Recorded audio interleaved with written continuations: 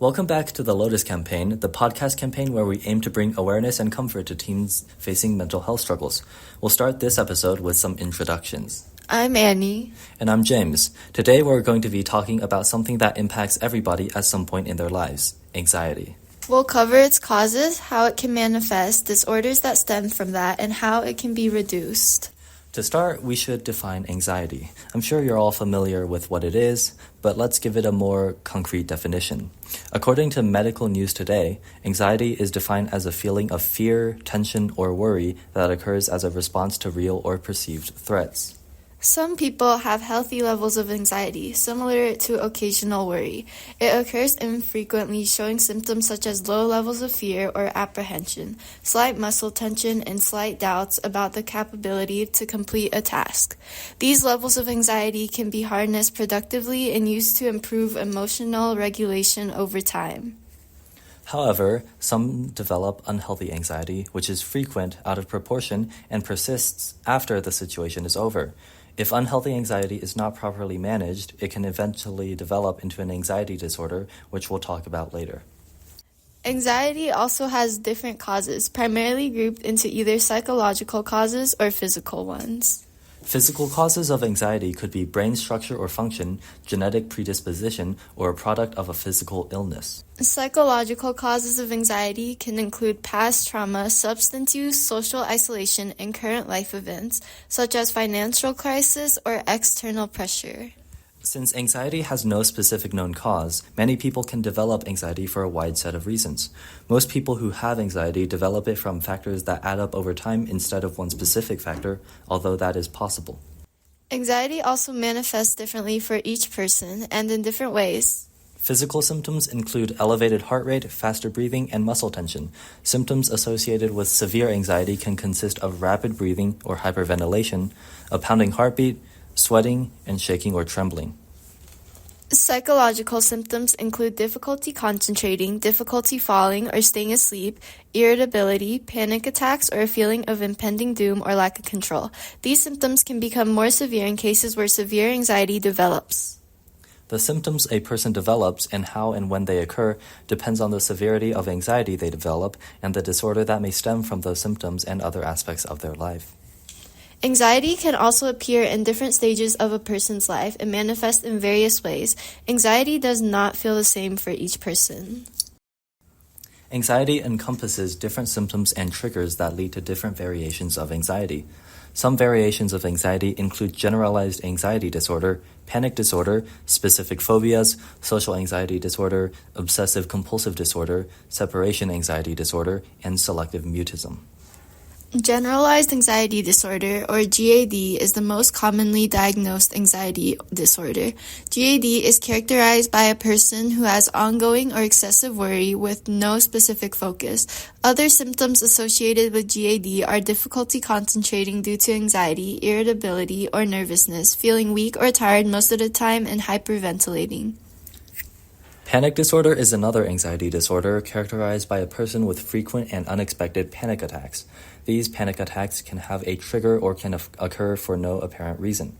Other symptoms associated with panic disorder include chest pain or discomfort, a fear of dying, heart palpitations or an irregular heartbeat, shaking or trembling, and a feeling of detachment from reality. Anxiety disorders can also come in the form of specific phobias. Specific phobias include a wide range of phobias, from acrophobia, a fear of heights, to germophobia, a fear of germs, to trypanophobia, a fear of needles or injections, and many more. Specific phobias have one known trigger, and while the person with a specific phobia may know their fear is illogical or unrealistic, they can't control their fear when they encounter their trigger. If you have ever experienced severe anxiety during social interactions or in lively environments, you may have social anxiety disorder. Social anxiety disorder is characterized when a person has an illogical fear of negative judgment from others. A person with social anxiety disorder may feel that others are watching their every move or that they will encounter embarrassing situations if they interact with other people.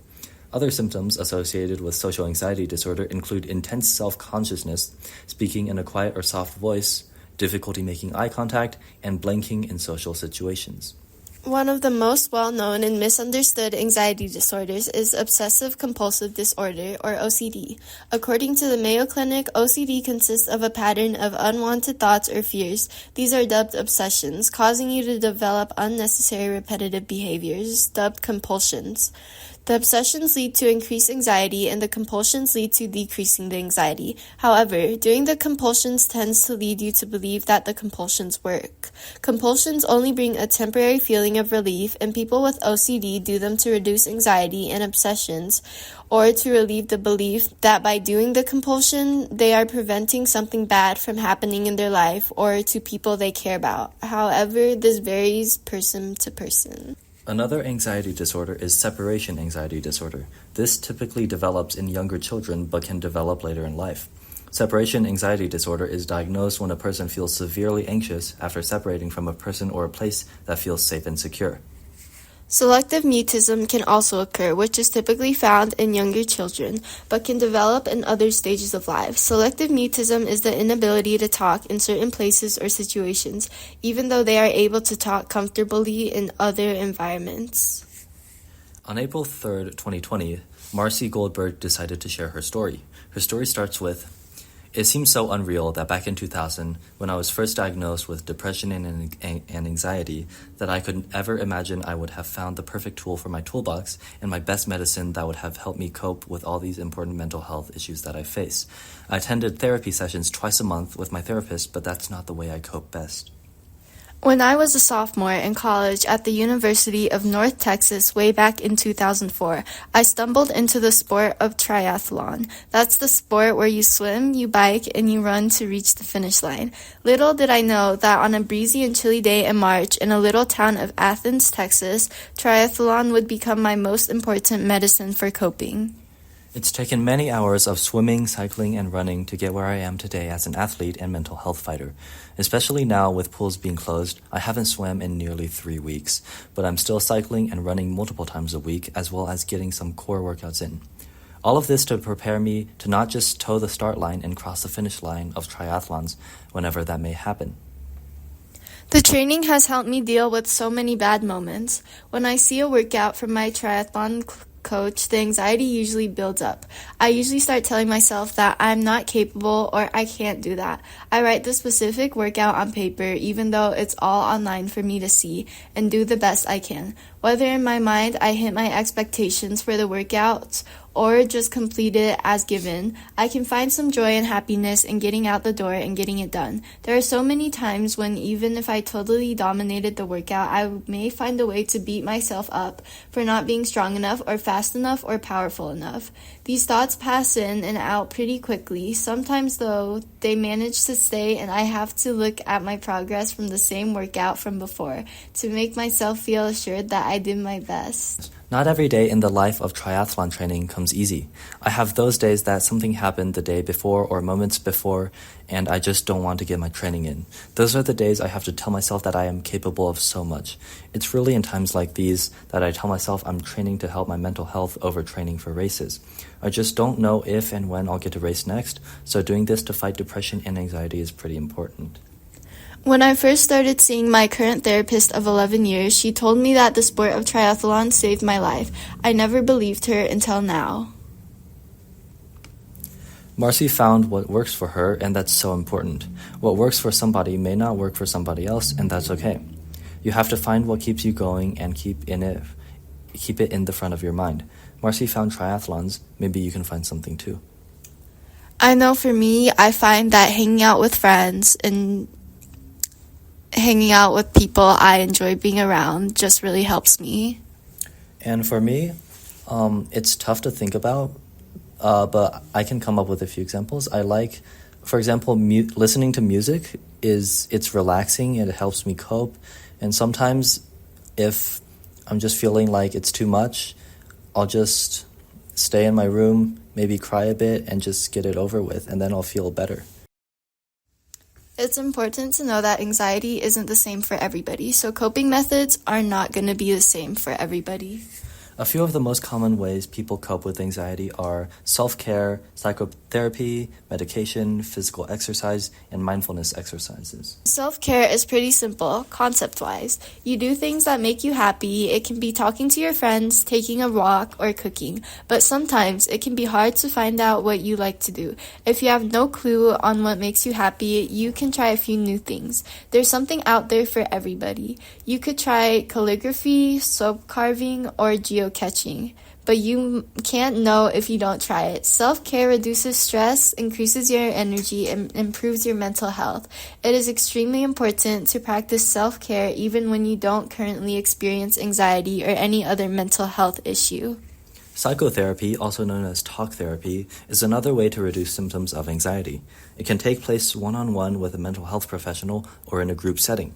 Psychotherapy typically helps with identifying troubling emotions, behaviors, and thoughts and changing them. Goals include relief from symptoms, maintaining or enhancing daily function, and improving quality of life. Medication is another coping method. Anxiety is linked to low levels of certain chemicals, so most types of medication prevent these chemicals from getting that low in the first place. Selective serotonin reuptake inhibitors, or SSRIs, and serotonin norepinephrine reuptake inhibitors, or SNRIs, are the most common types of anti-anxiety medication. SSRIs prevent the reuptake of serotonin, and SNRIs prevent the reuptake of serotonin and norepinephrine. Reuptake in the brain means the removal of neurotransmitter molecules like serotonin and norepinephrine. If less serotonin and norepinephrine are removed, more are available in the brain. When serotonin and norepinephrine are at normal levels, you feel more focused, emotionally stable, happier, and calmer. Exercise is another way to cope with anxiety. Whether you walk, swim, or play a sport, exercise has been proven to release endorphins, chemicals that improve your well-being. Exercise can also help get your mind off whatever you're worrying about. Just a few short sessions of 10 to 15 minutes of exercise throughout the day can help ease your symptoms. As long as it's consistent and you enjoy what you're doing, the benefits of exercise are immense. Mindfulness is another coping mechanism. Mindfulness means the basic human ability to be fully present, aware of where you are and what you're doing, and not overly reactive or overwhelmed by what's going on around you. Mindfulness does not necessarily mean meditation and deep breathing, although both are very helpful if utilized correctly. Whether you're just sitting by yourself for 10 minutes or going for a walk outside, as long as you're fully present and focused on yourself and your senses, it counts as mindfulness. With all of these coping mechanisms, it's important to remember that these aren't all of the coping strategies out there. You won't like all of them, and that's okay. Exactly. There are so many more out there, and there's bound to be one you like. There are a few things we would like to mention that we unfortunately do not have time to cover in depth in this episode. 1. Get all your sleep. 8 to 10 hours every night will make a huge difference. 2. Know your triggers. If you notice your anxiety spiking in a certain situation or around certain topics, take note of that and talk to a trusted adult about it. They can help you figure out how to handle those situations and how to manage your anxiety if you encounter that situation again. 3. Learning about anxiety is also so important. It makes it more real and it can help you understand what's going on and when it might spike. Learn about your anxiety, note your triggers, and find your coping methods.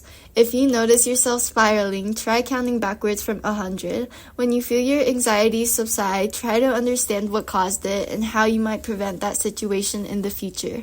If you don't know, that's okay too. Some anxiety is pretty hard to understand and manage. 4. The most important is that there's no toughing through anxiety. No matter how strong you are, it's difficult to carry a heavy load for a long time. It's impossible to do it alone, even if you think you can. Using coping methods doesn't make you weak, it makes you want to be better, and there's no harm in that. Before we wrap up, there are a few resources we would like to mention. 988 is a nationwide suicide and mental health crisis hotline. If you're experiencing a crisis, please call or text 988. Your conversation is free and confidential, with services open 24/7, 365 days a year. It's a judgment-free space to talk about anything you're feeling. The Substance Abuse and Mental Health Services Administration, or SAMHSA, that's SAMHSA, is also a free resource available to you. You can call 1-800-662-HELP for help with mental health service questions and referrals. Their website, samhsa.org, has more information. Colorado Crisis Services also offers a call or text number. It is a statewide resource for mental health problems, and you can talk to a peer specialist or a trained professional. You can call 844-493-8255 or text TALK to 38255. This resource is open 24/7, 365 days a year, and is free and confidential. You can also visit their walk-in centers located all over Colorado. You can find more information at coloradocrisisservices.org. Thank you for tuning in to this episode of the Lotus Campaign. We hope you'll tune in next time. We're on YouTube and Spotify. Please DM us through Instagram at the Lotus Campaign. Or, wait, no, how do I say that? Yes, you're right. The Lotus Campaign, yeah, right? With periods in between the words. If you have any questions or comments, we are also welcoming responses through our anonymous response form, which can be filled out online by anyone. We are striving for change and to change just like you. And our Instagram and all our social media will be linked in the description. We hope you found comfort and support in today's discussion. You are not alone, and we care about you. Your mental health matters, and it's okay to seek help.